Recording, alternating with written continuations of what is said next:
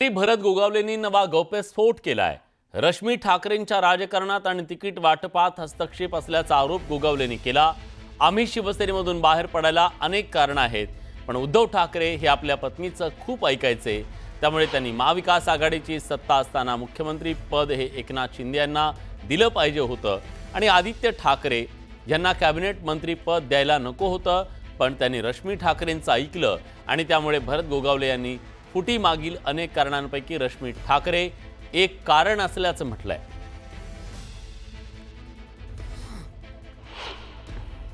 ज्या स्त्री शक्तीने त्यावेळेला काही गोष्टी चांगल्या सांगायला पाहिजे होत्या उद्धव साहेबांना, त्यावेळेला न सांगितल्यामुळे हे सगळं घडलं। आणि ज्यावेळेला उद्धव साहेब स्वतः मुख्यमंत्री झाल्यानंतर आदित्यना मंत्रिपद नाही द्यायला पाहिजे होतं हे सगळ्यांचं म्हणणं होतं आणि त्यामुळेला तो हट्ट झाला आणि त्याच्यामुळे हे सगळं रामायण महाभारत घडलं म्हणून आम्ही बोलतो। त्यावेळेला पण सांगितलं, आधी सांगितलं की आज जर एकनाथ शिंदे साहेब जर पाहिलं तर आमच्या वहिनी पण आहेत, पण त्या कधी कुठं हस्तक्षेप करत नाही, कधी ऐकलं त्या कुठं पाहिलं का ह्या 3 वर्षामध्ये एकाही कुठल्या बाबीमध्ये कुठंच नाही, कोणाची चर्चा तरी आहे का? ते आमची वहिनी तर कुठं राजकारणात तर कुठं आपण पाहिली पण नसाल। मग ह्या सगळ्या गोष्टीचं काही नाही काहीतरी राज असू शकतं म्हणून आम्ही तेव्हा म्हणजे शिवसेनेमध्ये उठाव होण्याचं कारण हे रश्मी ठाकरे होते 100%।